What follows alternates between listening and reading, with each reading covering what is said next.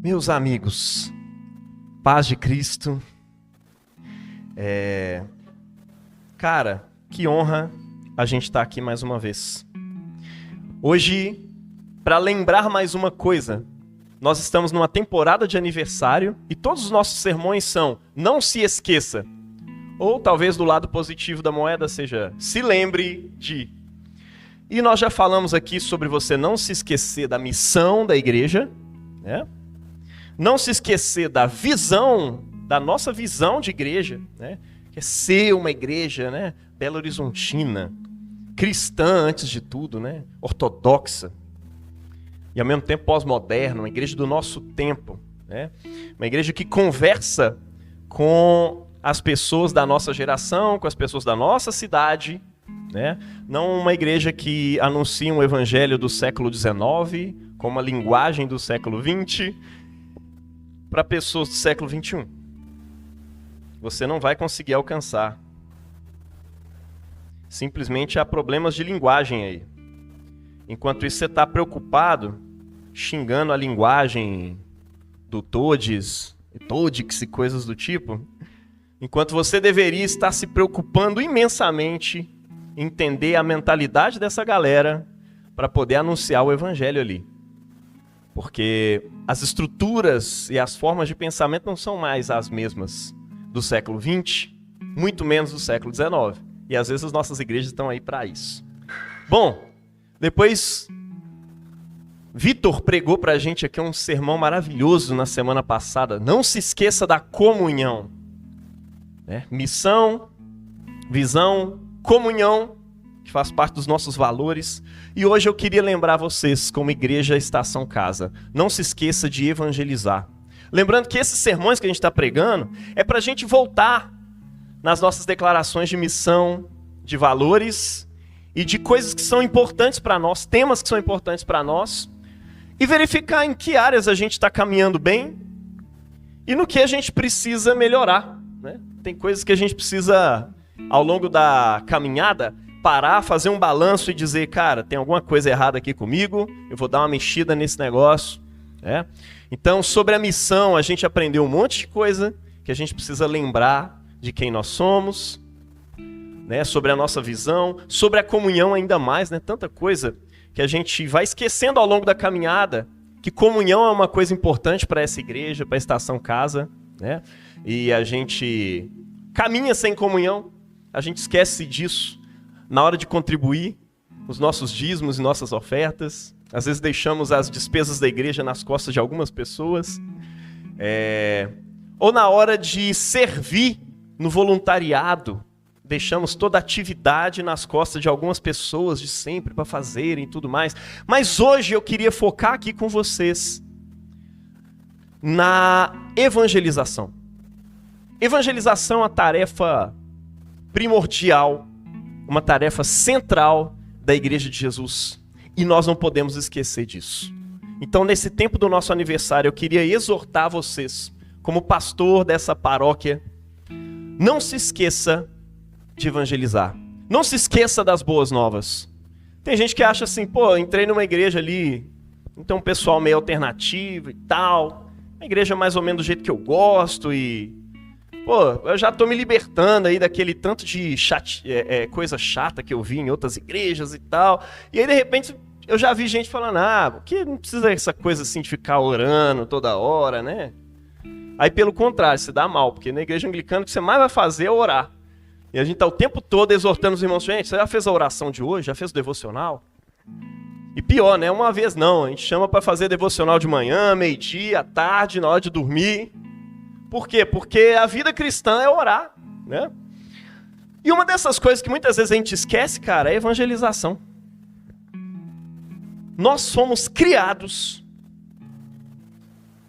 com, digamos, uma vocação inata. E nós temos uma missão que vai de encontro a essa vocação inata. É a vocação de compartilhar. Você já percebeu, cara, como é que a gente precisa se segurar para não espalhar uma notícia nova? Principalmente uma fofoquinha. fosse aquele pastor de sempre, eu ia falar, principalmente as mulheres, mas não, eu sei que os homens são fofoqueiros também do mesmo jeito. Não tem diferença não. A língua da gente coça pra contar uma fofoca, irmão.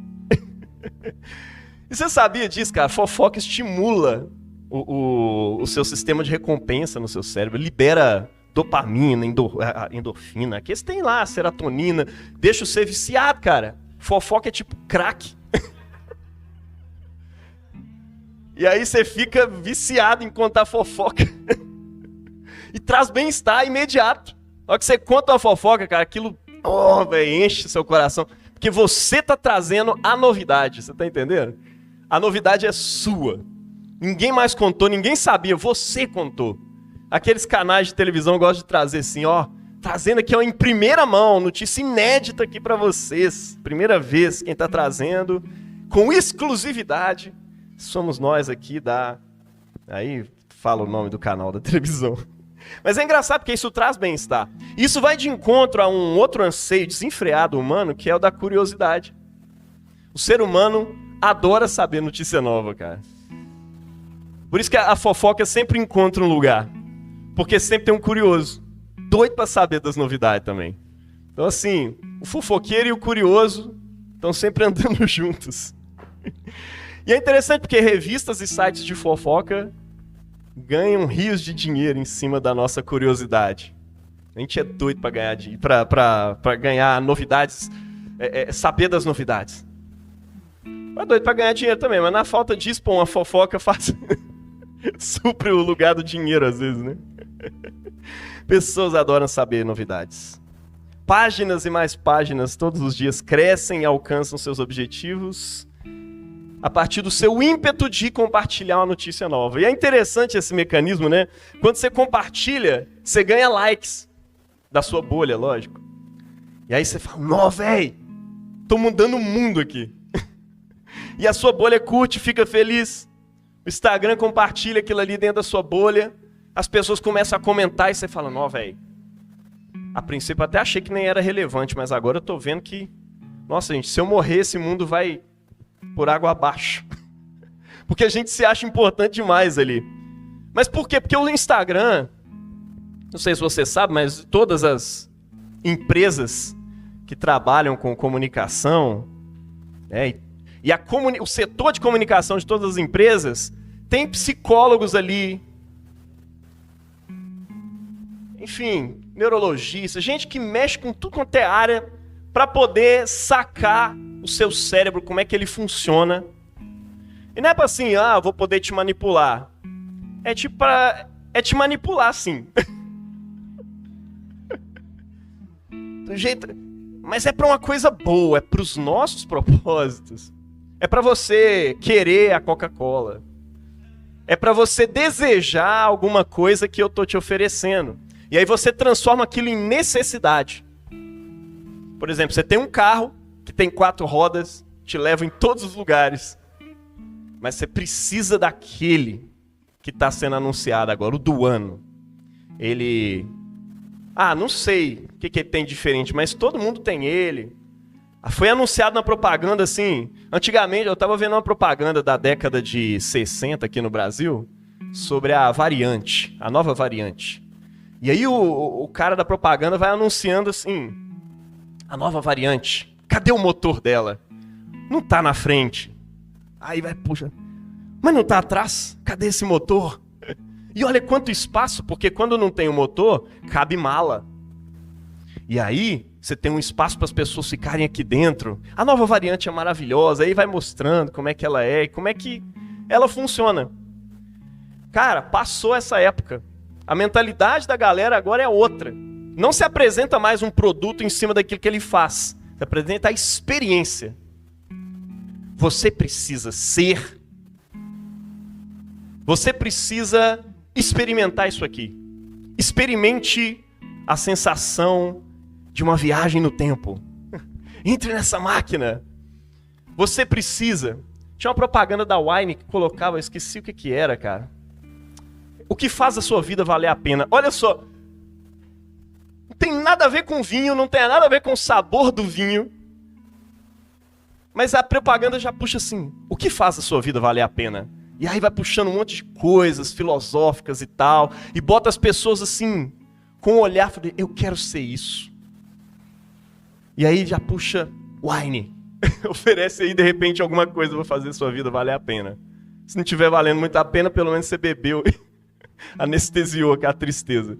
Mas olha que interessante, as propagandas hoje mudaram, elas te vendem sensações. Por quê? Porque tem gente ali, tem psicólogo ali que sabe como é que sua mente funciona, irmão. Tem psicólogo nessa igreja, filho. Toma cuidado. Mas pode ficar tranquilo que eu não consulto eles para poder preparar o sermão, tá? Inclusive, se eu consultasse, ia ser melhor as coisas. Mas olha só, tem gente trabalhando por trás de tudo isso para fazer você ter necessidade psicológica do novo iPhone 15. É o 15 que tá ou já mudou? É o 15, cara. Daqui a pouco é o 20, cara. É agora na época dos MP4, depois MP5, MP6, já tinha um MP20. Eu nem lembro mais onde que parou esse rolê. Mas assim, você tem a sensação que está salvando o mundo quando você faz aquilo que essas empresas oferecem para você. Por quê? Porque vai de encontro a uma coisa inata. Por que será que Deus fez a gente com esse desejo forte de compartilhar coisas? Segundo, por que ele colocou na gente esse anseio forte pelas curiosidades? Já parou para se perguntar? É o tipo de coisa que a gente não para se perguntar. Mas por que isso existe em mim? É porque não é só em mim, existe em todo mundo. E uma coisa que afeta todo mundo, eu deveria me perguntar por que eu sou desse jeito. Né? E é interessante, porque lá em Romanos 14:14, o apóstolo Paulo chama atenção para o fato de que nada é de si mesmo impuro. Nada, nada, nada. A comida em si mesma ela não é impura. E aí ele vai comentar sobre como é que aquilo ali é degradado. Né? O seu desejo sexual, por exemplo, não é de si mesmo impuro. Embora ele possa ser usado para impureza. O seu desejo de contar novidades, aquele anseio de fazer uma fofoca, não é de si mesmo impuro. A curiosidade também não é. O seu senso de justiça, a raiva que você sente da injustiça. O lance é, o jeito que você vai lidar com isso é que vai ser transformado em pecado ou não. A desordem desses desejos é que é um problema para nós. Por exemplo, a violência, a fofoca, a pornografia, as promiscuidades em geral. Mas a Bíblia nos diz também que em Cristo todas as coisas encontram o seu sentido, o seu propósito. Isso está lá naquele texto de Colossenses que diz que nele tudo subsiste. Logicamente, o entendimento da palavra subsiste, em grego, né, se eu não me engano, simistém, é como se tivesse um sistema de funcionamento do mundo, uma organização de como o mundo é, como as coisas foram feitas para funcionar, e elas foram desviadas desse propósito por conta de um problema central na teologia, que é a queda, e por conta da queda, esses anseios que existem dentro de nós, assim como outras coisas estruturais da criação, foram desviadas.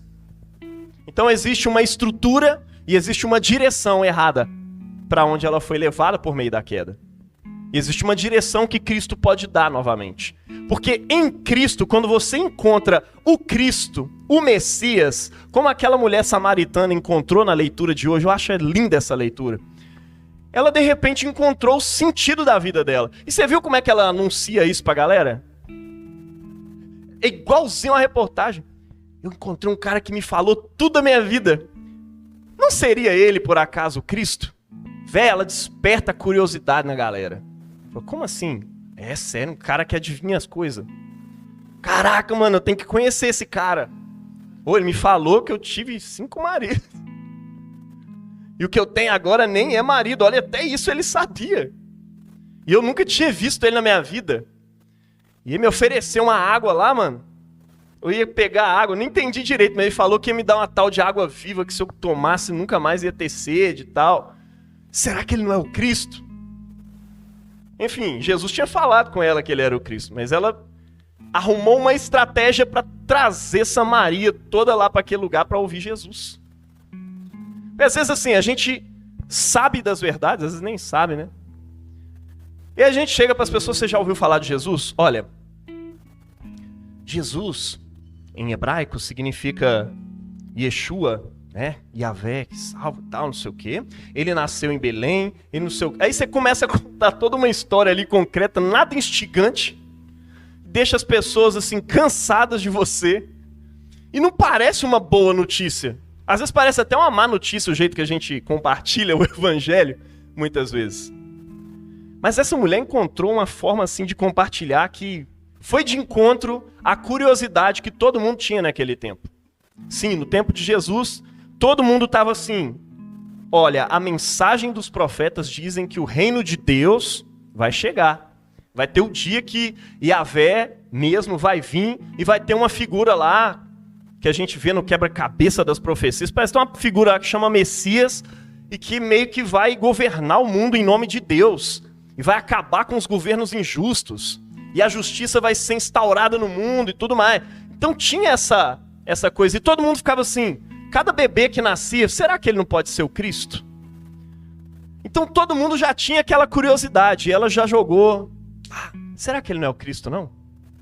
E aí o pessoal vai, ouve Jesus, vê o que ele faz, e aí vira para ela e fala, cara, não cremos mais só pelo que você disse, mas porque agora a gente conheceu o cara. Olha que doido. O primeiro contato das pessoas com Jesus é através do que você diz. Por isso que a gente tem que saber bem o que dizer e como dizer. O primeiro contato das pessoas com Jesus é você. E aí depois eles vêm, conhecem Jesus e agradecem você. Obrigado por ter me falado dele, porque agora eu creio não é só por causa do que você falou. Eu creio porque eu tive um relacionamento com ele que transformou a minha vida. Então assim, em Cristo, todo esse desejo que existe dentro de nós, de fofocar, e toda a curiosidade que existe dentro de nós, encontra um sentido, encontra um propósito. E é interessante porque quando você olha a Bíblia, você encontra lá o sentido dessa coisa de anunciar. E a Bíblia fala muito sobre isso, não fala pouco não, viu? Principalmente no Velho Testamento, que a gente fica assim, evangelização é coisa do Novo Testamento e tal. Tá, é completado a mensagem através de Jesus. Mas olha só o que os Salmos dizem, né, para o povo de Deus. A ideia é que o povo de Deus tinha que falar das grandezas de Yahvé, o Deus de Israel, para todas as nações. Anunciar os feitos dele, a sua salvação. Olha só, Salmo 105:1. Louvai ao Senhor, invocai o seu nome, proclamai os seus feitos entre os povos. Salmo 96, 2-3 diz, cantai ao Senhor, bendizei o seu nome. Dia após dia, anunciai a sua salvação. Salmo 57:9, eu te louvarei, Senhor, entre os povos. Tem um que diz, na presença dos deuses, a ti cantarei louvores. Virou até uma música na minha época. Ninguém canta mais. Muito triste. Salmo 22 diz, anunciarei o teu nome entre os meus irmãos. Te louvarei no meio da congregação. Olha que doido, não é mais os povos, não é mais as nações, é os meus irmãos. Salmo 49, as multidões anunciei os teus atos de justiça, pois os meus lábios não puderam se conter, como tu mesmo sabes, ó Eterno. Que doido, cara. As multidões anunciei os teus atos de justiça, pois os meus lábios não puderam se conter. Sabe quando você está segurando para não contar uma fofoca? É tipo isso. Ele vê a justiça de Deus e fala, cara, eu tenho que contar isso. E aí, de repente, ele fala da justiça de Deus. E ele diz, a forma dele expressar isso poeticamente, esse salmista, ele diz, os meus lábios não puderam se conter, como tu mesmo sabes, ó Eterno. Note que há dois públicos aqui, né? Tem o público que é o próprio povo de Deus, e tem um público que é as nações. Todas. Tudo isso faz parte de um propósito. A missão de Deus, a missão do povo de Deus, que é tornar abençoadas todas as famílias da terra. Quem conhece esse texto, né? Abraão Deus chama Abraão, Deus chama nele um povo.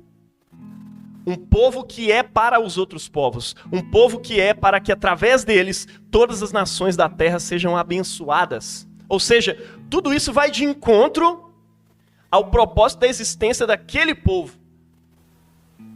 Anunciar a sua glória, a sua salvação, os seus feitos entre os povos e também no meio da congregação. Não é à toa que esse anseio por compartilhar está aí dentro da gente. Se a gente olha o que a Bíblia diz, nós somos criados para isso mesmo. Você foi criado para compartilhar coisas. Você foi criado para usar a boca para anunciar notícias. Você foi criado para comunicar coisas. Lógico, na Bíblia você não tem comunicação só verbal, não. Você tem comunicações diversas. Tanto nas orações a Deus, quanto na comunicação com as pessoas.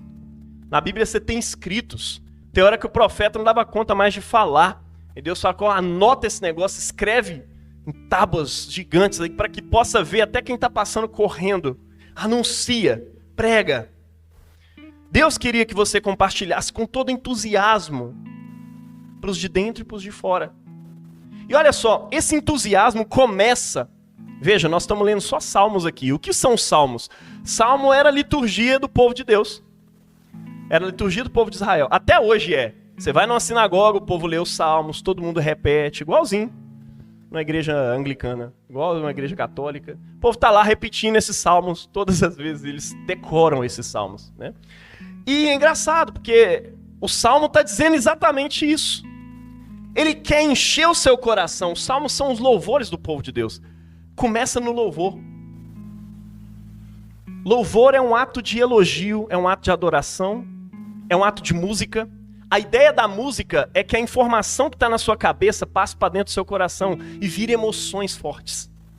Deus quer que você tenha emoções fortes, desejo incontrolável de anunciar a sua justiça, de anunciar a respeito das boas novas do reino dele a todas as nações, a todas as pessoas.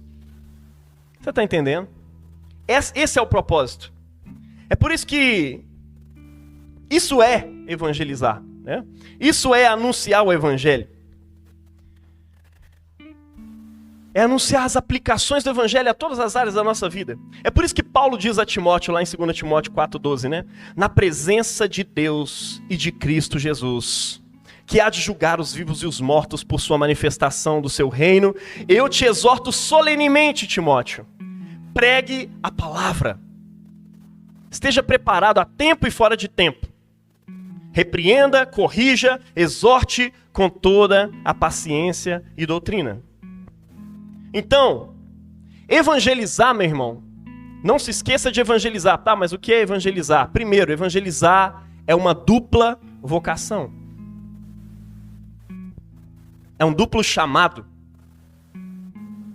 Veja, o salmista aqui, ele queria que a gente falasse das grandezas de Deus, dos seus feitos poderosos e da sua salvação, internamente, na congregação, entre o povo de Deus. Isso é discipulado, isso é consolidação daquilo que Deus já fez no coração do povo, certo?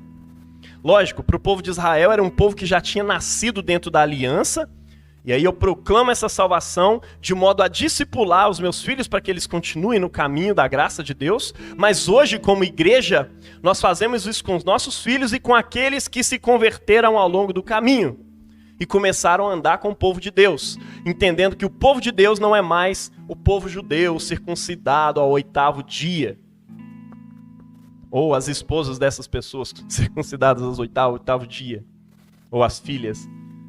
Não, o povo de Deus é o povo batizado, mergulhado, aliançado em Deus por meio de Jesus. Então, a nossa missão de evangelizar começa aqui dentro, proclamando a salvação, o evangelho de Deus, aplicado a cada área da vida, por meio dos sermões, por meio das músicas, por meio da liturgia, de modo a encher o seu coração do evangelho e de vontade de anunciar, para que você, como aquele salmista, diga: os meus lábios não se contiveram, Senhor. Eu estava com tanta vontade de anunciar que eu anunciei. Começa aqui dentro. Começa com louvores que te colocam com vontade de anunciar as obras de Deus. Mas é uma dupla vocação. Há dois públicos. Tem o público externo também. É daí que vem a palavra evangelismo, que é evangelizar aquele que ainda não conhece.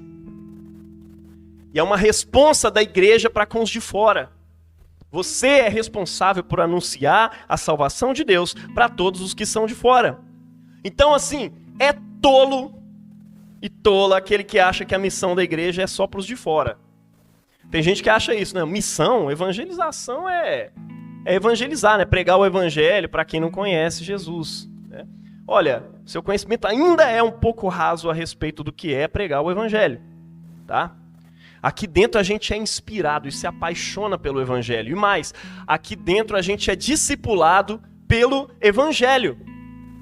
Tem gente que acha que o evangelho é o pontapé inicial da fé cristã, né? Aí eu ouvi o evangelho, converti, aí agora eu vou partir para outras coisas. O que mais que eu tenho que aprender? Não, meu irmão. O evangelho é o ponto de partida, é o ponto de chegada. O evangelho é o caminho. É o tempo que você fica aqui ouvindo a palavra de Deus. Ou seja, o evangelho é a consolidação. O evangelho é o discipulado. O que é discipular pessoas? O que é consolidar pessoas na fé? Se não anunciar o evangelho de Jesus e como que esse evangelho se aplica a cada área de sua vida. Isso é discipular a pessoa. Isso é ensinar. Por que que você vem à igreja todos os domingos? Se isso não tiver a ver com o evangelho que nos salva, que nos torna novas criaturas, eu não sei por que você vem na igreja todos os domingos. Por que nós nos santificamos na nossa relação com o próximo, na relação nossa com a sexualidade, na relação nossa com o dinheiro, na relação nossa com a comida, na relação nossa com a vida de modo geral? Nós nos santificamos porque isso tem a ver com o evangelho de Jesus. Não é porque é um assunto diferente do evangelho. O evangelho é o início da caminhada, o evangelho é o próprio discipulado, o evangelho é a consolidação, o evangelho é a vida cristã. É no evangelho que você anda o tempo inteiro. Então é tolo você achar que evangelho é só para os de fora. Mas é tolo também quem acha que dá para resumir o evangelho só com a gente anuncia ali na comunidade, quem vem ouve, às vezes, né, começa a andar com a gente e tal. Porque o evangelho é anunciado por Jesus a pessoas que não conheciam.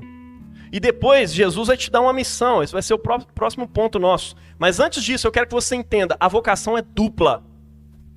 É para os de fora também. Isso é resistir. Achar que o evangelho é só para consolidação e discipulado da igreja é resistir ao movimento natural do reino de Deus, que é expandir.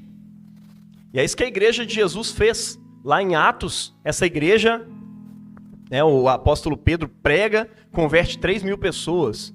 Logo, pouco depois, é anunciado que mais 2.000 juntaram para o rolê. Então tinha 5.000.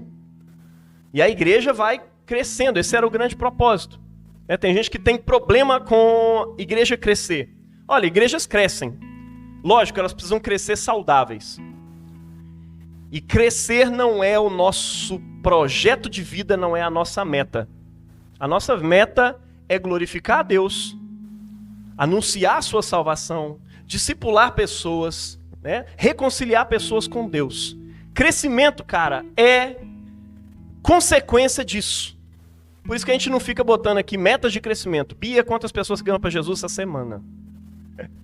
Não, pastor, tô mal. Que te deixa cheio de culpa porque você não cumpriu a meta. Mateus, você tem uma célula. Quantas vezes sua célula multiplicou esse ano? Aí o Mateus, não, velho, nenhuma vez. Mas pessoas foram restauradas lá dentro. O trem tá mais feito que você imagina, irmão. Pessoas foram restauradas ali dentro. Relacionamentos estavam destruídos. O evangelho foi pregado ao coração, religou pessoas ali com Deus. E aí, de repente, não valeu, velho. Nós vamos ter que acabar com essa célula, que essa célula tá morta. Ela não multiplica, afinal de contas. Deus me livre. Eu não quero esse tipo de igreja. Nós não temos meta de crescimento. Graças a Deus. A gente não faz nem apelo aqui nos finais de culto, porque, enfim, a gente não acredita que repetir uma oração comigo vai fazer você se converter dos seus pecados e andar com Jesus. Nem vai fazer você nascer de novo. O que te faz nascer de novo é ouvir o evangelho, crer, e aí nós estamos aqui como comunidade para você caminhar junto com a gente. E olha, a gente abraça mesmo a galera. Pô, vamos andar junto? Vamos. E a gente começa a andar junto com Jesus. Esse é o projeto. Mas, nesse projeto você não pode se esquecer que parte da sua missão é sempre evangelizar. Eu disse aqui no sermão sobre missão que todos nós fazemos discípulos como igreja numa missão que é coletiva. Isso é verdade. Mas não se esqueça de uma coisa. Evangelizar, falar das boas novas com as pessoas, convidar as pessoas para esse discipulado, para se tornarem discípulas, é tarefa de cada um individualmente, sim. Os discípulos de Jesus, ali no livro de Atos, não paravam quieto. Vinha perseguição, aí Filipe ia para um canto, pregava lá. João ia para a ilha de Patmos, não tinha ninguém para pregar, e falava, vou orar então, vou mandar carta para as igrejas aqui. Vou para outro canto, estou pregando. O apóstolo Paulo vai ficar preso em Roma, prisão domiciliar, vários anos. Falou, glória a Deus, encontrei um lugar aqui para eu parar, vou escrever para todas as igrejas, vou receber quem quiser ouvir sobre o reino de Deus e vou instruir, e ali ele fica, até o dia da sua morte. A igreja de Jesus nunca para de compartilhar as boas novas. Por quê? Porque Deus colocou isso dentro de você. Isso vai de encontro a esse ímpeto inato seu de partilhar boas notícias. O lance é que muitas vezes você não consegue olhar para o evangelho e achar que ele é uma boa notícia. Você não está apaixonado pelo evangelho de Jesus. Você não está apaixonada pelo evangelho de Jesus. Você está apaixonando-se por muitas outras coisas. E veja, tem gente se apaixonando por coisas religiosas, inclusive. Ah, me apaixonei pelo lecionário. Lecionário é tudo. Tá, beleza. É uma bênção. Mas ele existe com um propósito. De ampliar o seu relacionamento com Deus para que você se apaixone por Jesus. E normalmente a gente fala quando a gente está apaixonado. Eu arrumava ocasiões para dizer para as pessoas, tô gostando da menina, mano. Se ela quiser casar comigo amanhã, eu casava. Ela sabe disso? Não, sabe não, mano. Nem conta, não, cuidado. Mas eu saía falando com a galera. Até porque eu queria que todo mundo já tivesse sabendo. Que quando eu começasse, né? Pois é. Quando a gente está apaixonado, a gente fala. Talvez os nossos devocionais precisam nos levar para esse lugar de paixão. Você precisa entender o sentido dos devocionais. É fazer você se apaixonar pelo seu amado, que é Jesus. E à medida que você se apaixona com ele, você quer falar sobre ele com as pessoas. E sempre tem um motivo para você falar com as pessoas. Não falar, cara, é resistir a um movimento. Há uma tradição de partilhar o evangelho que existe na igreja há milênios. Todo mundo partilha. O apóstolo, que é pastor de igreja, o bispo que cuidava da cidade, o presbítero que pregava lá na hora em frente ao altar e tudo mais, o diácono que só ajudava, o cara que estava ali na missão só cuidando das feridas do apóstolo Paulo, estava sempre pregando o evangelho. E ele usava vários artifícios para isso. Se eu puder, eu vou escrever um livro. Aí Lucas vai e escreve o livro de Atos. Alguns evangelistas escrevem 4 evangelhos. Outras pessoas vão fazendo outras formas, criando outras formas alternativas e criativas de compartilhar o evangelho. Eu queria que você pensasse um pouco nisso. Que formas criativas você teria de pregar o evangelho hoje? Eu estava comentando outro dia, né, que O Vitor fez um curso, ou leu um livro, foi um curso, né, que você fez, sobre evangelização de pessoas LGBTs. E aí terminou o negócio, ele foi e abriu um curso. Falei, véi, tô fazendo um curso aqui de evangelização de pessoas LGBTs. E abriu e juntou uma galera para poder aprender ali com ele. No fundo tinha gente ali que precisava só ouvir o evangelho mesmo, não era nem... Eu não quero aprender a evangelizar LGBTs, o lance é que eu sou uma pessoa que queria ser evangelizado, eu queria entender de qual é de vocês, afinal de contas. E ali pessoas começaram a andar com Jesus de novo. Eu tinha esquecido desse negócio de tradição cristã, nasci na igreja e tal, mas eu tinha deixado isso pra lá. E de repente deu vontade de reconhecer que eu sou um cristão. Na universidade teve amigos que andaram comigo que de repente falaram, cara, eu já tinha esquecido da importância de me afirmar como cristão, eu tinha deixado minha religião de lado e tal. E eu tô vendo que você fala disso e fala de Jesus como sendo a sua identidade, assim, com tanta tranquilidade, sem medo de os outros ficarem te julgando e tal. Eu comecei a me reconhecer e me afirmar como cristão pros meus amigos também. E eu acho isso muito massa, cara. É claro, tem muito mais nessa missão pra gente fazer. Mas parte dessa missão é inspirar pessoas a desejarem mais Jesus. Então, assim, a missão é dupla. É aqui na igreja e é coletiva, e é lá fora também. É com seus amigos. É com quantas pessoas Deus te deu a oportunidade de ter relacionamento. Porque a gente acredita aqui que o relacionamento, a amizade, é a melhor ocasião para se anunciar o evangelho. Ah, esse evangelho de impacto é bom? É, eu não duvido não. Mas quando você tem relacionamento com as pessoas dão mais crédito àquilo que você tem a dizer. Eu acho muito doido quem tem coragem de abordar pessoas na rua. Eu sempre tive problema com isso, me culpei a vida inteira. Aí depois que saiu o laudo de autismo, eu entendi que o lance era porque eu tinha dificuldade mesmo de chegar nas pessoas do nada para conversar, né? E até hoje eu tenho. Eu não sou o tipo de pessoa que chega na rua e fala, deixa eu falar com você aqui. Você conhece Jesus? Não costuma ser assim.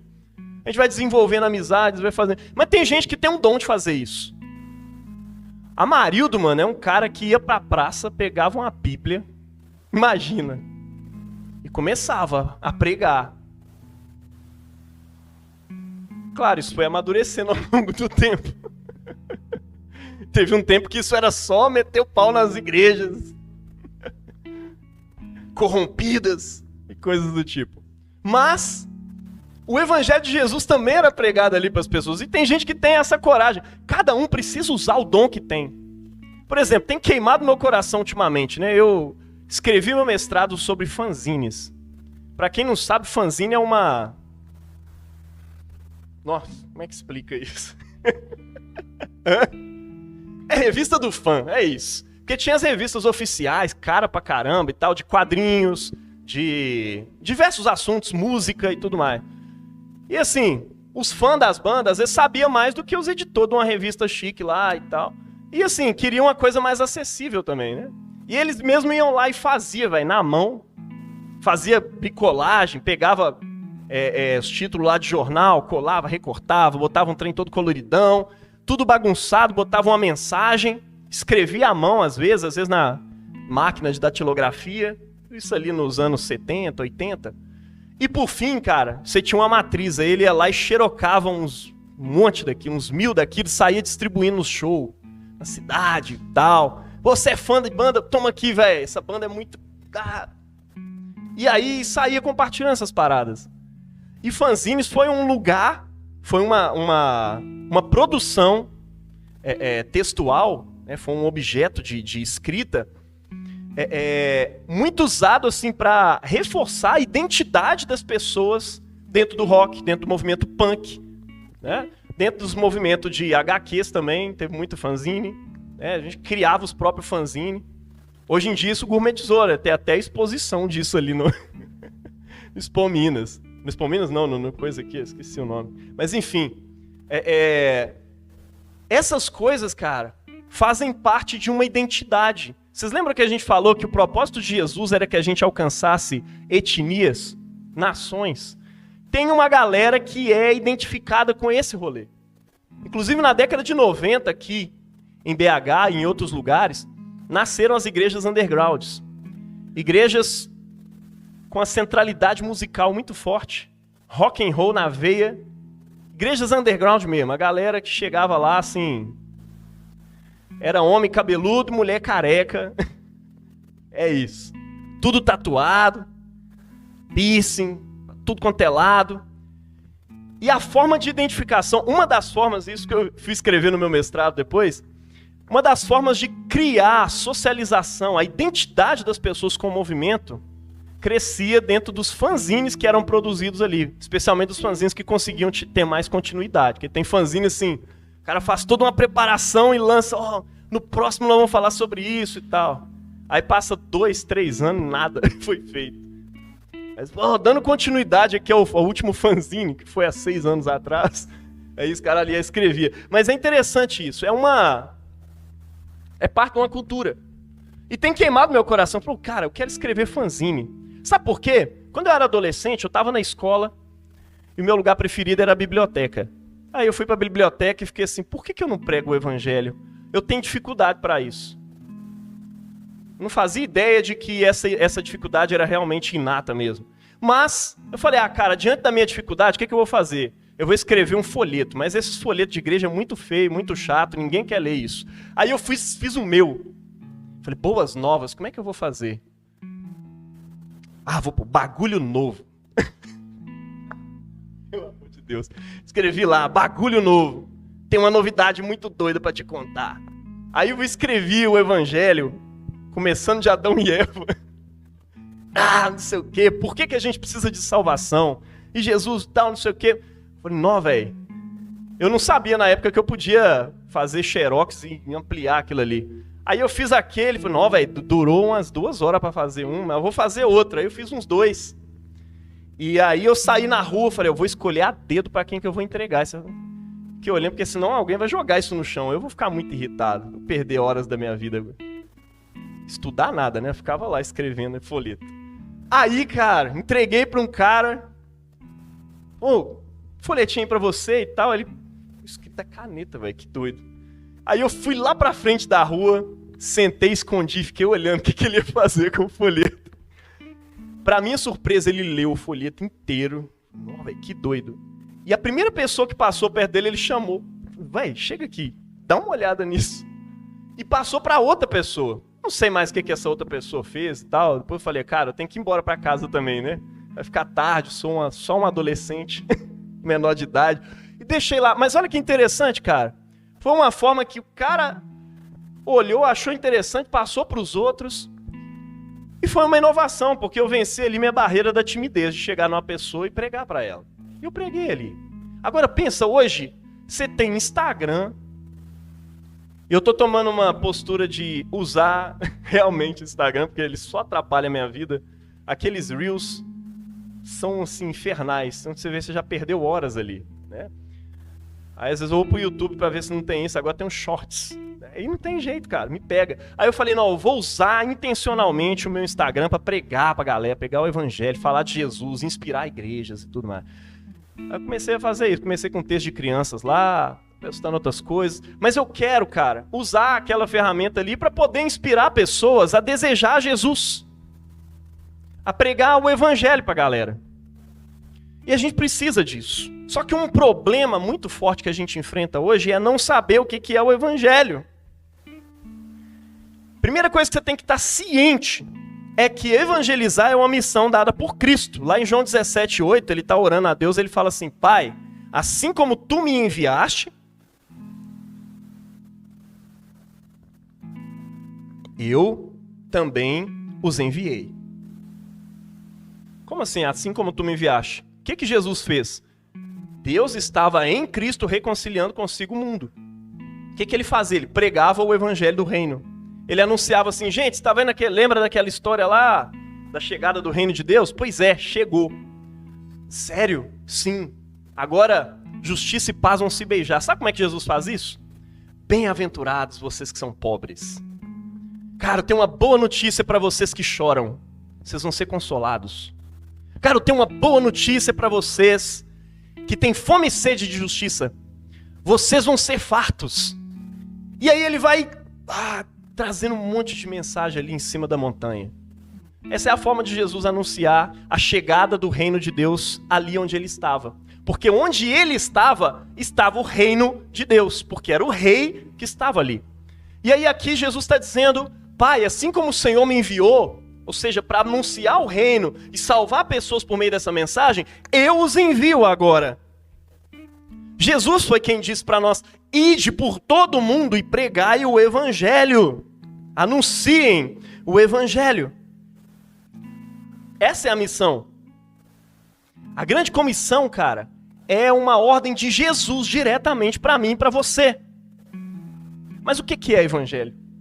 Evangelho significa boa notícia. E é um termo político naquele tempo, tá? Usado para anunciar a vitória de um rei numa guerra. E falar, gente, tempos de paz chegaram. Evangelho. Boa notícia, tempos de paz chegaram. Fulano venceu a guerra e agora o mundo vai estar em paz. Às vezes era ruim pro outro, né? Oh, eu tava do lado do outro cara, e agora? Tipo, tinha uma guerra lá, Lula e Bolsonaro, e de repente alguém falou, velho, boa notícia, Bolsonaro venceu a guerra, isso não, velho.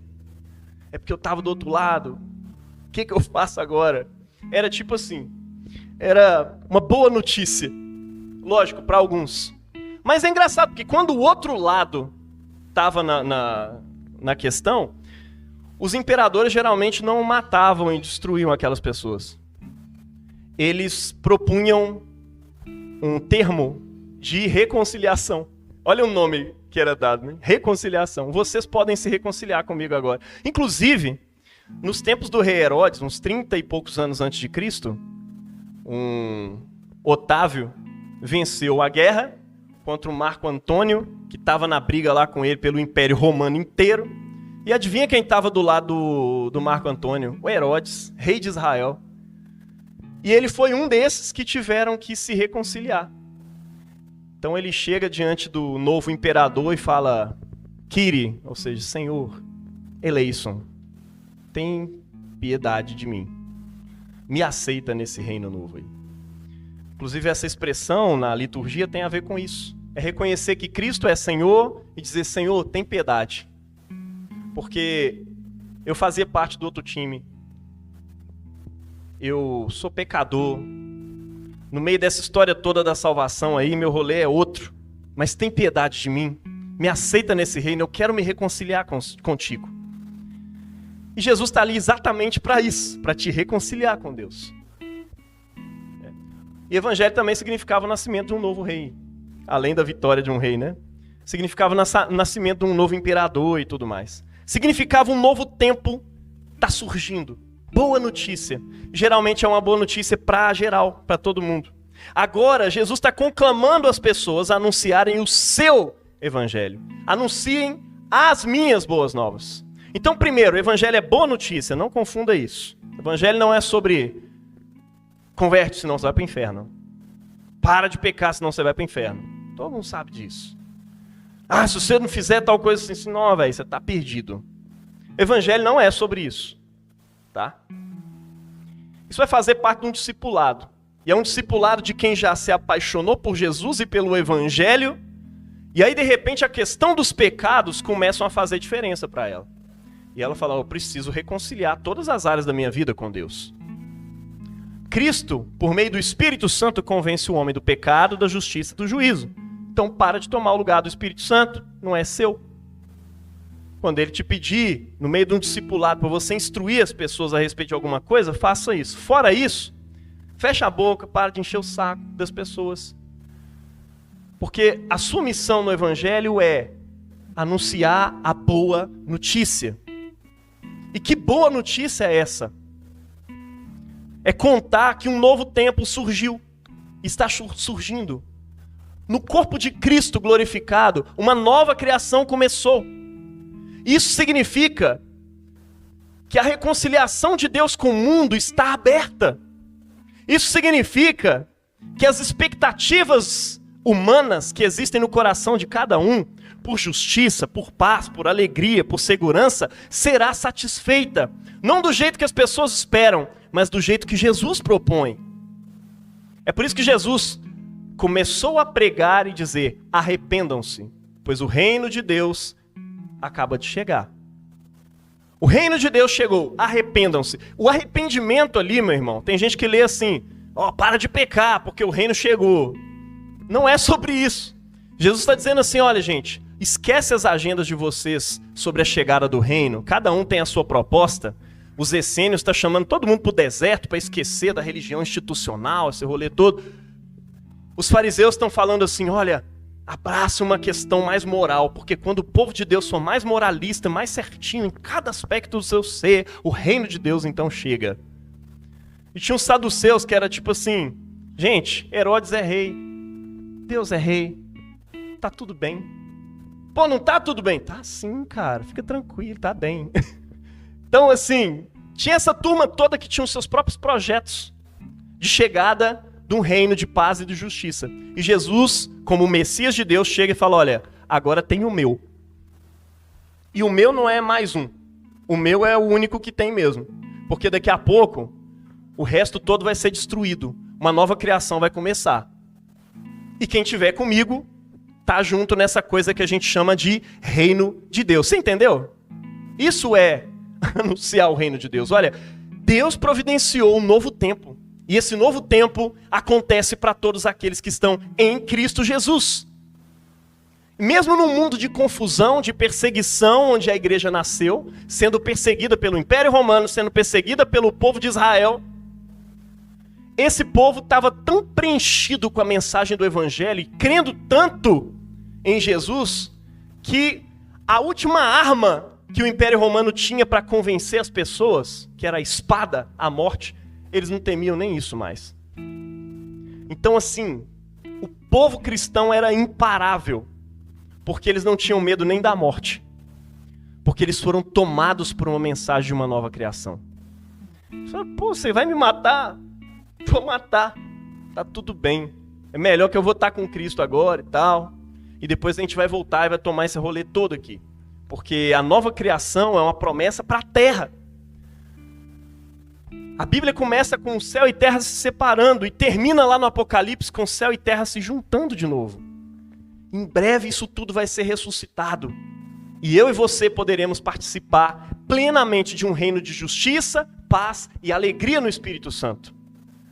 Mas o grande lance mais legal de ser cristão hoje, nesse tempo em que as perseguições estão aí, as doenças estão aí, é que você vive o já no ainda não. Bom, o reino não chegou ainda, eu ainda não vejo tudo submetido à vontade de Deus, mas no meu coração está. Na minha mente está. E eu não temo mais a morte, eu não temo mais o que está por aí. A minha esperança não está nos políticos, a minha esperança não está numa política melhor para poder resolver os meus problemas e os problemas da nação e do mundo. A minha esperança não está na ONU se organizar melhor, ou a ONU acabar ou não acabar. Eu não estou preocupado com os Rockefeller, eu não estou preocupado com essas teorias de conspiração, porque eu sei quem reina, eu sei quem está sentado no trono. E eu vivo agora pela fé em Jesus Cristo, assim como os meus irmãos viviam lá atrás. Tem gente que é apavorado com quem está no governo, que não vai tomar tudo e tal, não sei o quê. Nós precisamos de um líder cristão. Eu falei: mano, você sabia que a igreja de Jesus nasceu debaixo de coisa assim que não era nem não cristão, era anticristão. Perseguia os cristãos. E a igreja foi o tempo que ela mais cresceu, que foi mais sincera. Então não vem com essa, achando que se um governo de esquerda estiver lá, nós estamos perdidos. Pô, irmão, que fé fraca é essa que Jesus mesquinho é esse que você acredita? O Jesus que eu creio está sentado no trono do universo. É o Pantocrator. Ele reina sobre tudo e todos. Anunciar o evangelho é contar que esse reino está disponível aqui e agora a todos os que confiam em Jesus. É batizá-los em Cristo, em nome do Pai, do Filho e do Espírito Santo, ensinando-os a guardar todas as coisas que Ele nos tem ensinado. A todos os que reconhecem Jesus como Rei do universo e como Senhor. Por isso que Paulo fala, né? que a salvação ela depende de nós confessarmos Jesus como Senhor. E aí o pessoal interpreta isso como, repete essa oração comigo. Não, não é sobre isso. É sobre você entender, por meio da exposição do Evangelho, que Jesus se assenta no trono. E aí você reconhece no seu coração que Jesus Cristo é o Senhor. E se você reconhece no coração que Jesus Cristo é o Senhor, aí então você confessa com seus lábios que Ele é o Senhor. Amém? E significa também convidar as pessoas ao arrependimento e ao perdão dos pecados, como Lucas 24, 47 nos diz. Jesus diz, olha, agora podem anunciar o arrependimento para perdão de pecados, porque esse perdão já foi garantido na cruz do Calvário. Um sacrifício foi feito para garantir que todos aqueles que se chegarem a Deus e disserem, Pai, me perdoa, eu quero andar contigo, eu quero reconciliação, Kyrie eleison, Senhor, tem piedade, tem misericórdia. Ele está dizendo, sim, beleza, bora para dentro, porque um sacrifício foi feito por nós na cruz do Calvário. Resumindo, gente, o Evangelho de Jesus é boa notícia para todo mundo. Amém? Como que você pode fazer isso? Como é que você pode fazer isso? De modo mais criativo. 2 Coríntios 5,19 diz, tudo isso provém de Deus que nos reconciliou consigo mesmo por meio de Cristo e nos deu o ministério da reconciliação. E que ministério é esse? A saber, que Deus estava em Cristo reconciliando consigo o mundo, não lançando em conta os seus pecados, mas e nos confiou a mensagem da reconciliação. O ministério da reconciliação é sobre pregar a mensagem da reconciliação. Essa mensagem transforma pessoas por dentro. É ir de encontro aos maiores anseios que as pessoas têm. E a conclusão prática que eu chego hoje é te convidar a levantar a bunda da cadeira existencial e fazer alguma coisa para evangelizar. Faça alguma coisa, mano. Convida alguém para a festa junina semana que vem, sei lá.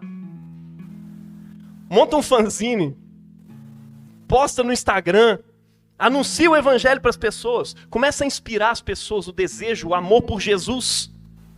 Às vezes uma pequena coisa, às vezes você nem fez lá os 4 pontos de como converter-se a Jesus. Mas você inspirou, você instigou Jesus no coração das pessoas. Já é parte do trabalho. Faz postagem. Ideias não faltam, meu irmão. Tem um irmão aqui na igreja que está querendo fazer lambe-lambe para pregar na rua. Eu sei que você é meio criminoso. Mas ele tá finzão de... Pô, tem de tudo lá, velho. Eu vou falar assim, encontra a pessoa amada em 3 dias. E eu boto o telefone da igreja. Falei, mano, não faço não. Mas tem um ímpeto de evangelizar ali, entendeu? Os caras estão querendo fazer lambe-lambe e pregar na rua. Tipo, Jesus não é homofóbico. Procure fulano de tal. Procure esse Instagram. Falei, cara, você é muito doido, velho. Mas, ó, faz lá. Manda lá, vamos... Tanta pichação aí na rua, tanto lambe-lambe, poluindo tudo, vamos poluir com coisa boa. Mas, enfim, cara, não sei qual é a sua cultura, o seu jeito de fazer. Mas vamos encher esse mundo com a mensagem do Evangelho, amém? É seu chamado, vamos fazer. Pense agora. Quais são os anseios das pessoas que andam perto de você? Ah, não dá para pregar o evangelho para essa pessoa que ela é muito focada no dinheiro. Ou então você já descobriu uma coisa aí. Essa pessoa tem um anseio por segurança. E ela acredita que o dinheiro vai trazer essa segurança para ela. Você já tem um motivo para anunciar Jesus. Olha, existe uma segurança que o dinheiro não pode resolver. Você precisa depositar a sua fé nos tesouros eternos. Porque a sua alma vai perecer junto com esse dinheiro. Tem gente que tem um anseio por sexo. Só pensa nisso. E aí você fica assim, não, como é que eu vou pregar o evangelho para essa pessoa? Olha, com certeza tem um anseio aí. Pelo prazer. Ou por amenizar uma dor que existe ali no fundo do peito e que só Jesus pode preencher. Você está entendendo? Nossa, esse cara é muito noiado, muito drogado, ele só pensa em droga, só pensa em ir para uma festa, alguma balada, alguma coisa. Meu irmão, você já parou para pensar que essa pessoa está tentando amenizar um sofrimento interno que está ali, que precisa ser anestesiado todo dia por meio da droga, talvez ele está buscando isso no lugar errado. Talvez não, tenho certeza que ele está buscando isso no lugar errado. Mas você tem o lugar certo. Todo aquele que confessar Jesus vai ser salvo. O reino está aberto para quem quiser entrar. Mas como ouvirão se não há quem pregue? Como crerão aquele de quem nada ouviram? Você, meu irmão, é responsável por anunciar esse evangelho para as pessoas. Faz isso, cara. Seja intencional nesse rolê. A partir de hoje, em nome de Jesus, se arrependa e fala: Jesus, eu vou anunciar o evangelho, não importa qual forma for. Eu preciso anunciar, eu vou anunciar. Amém? Se coloque de pé, vamos orar.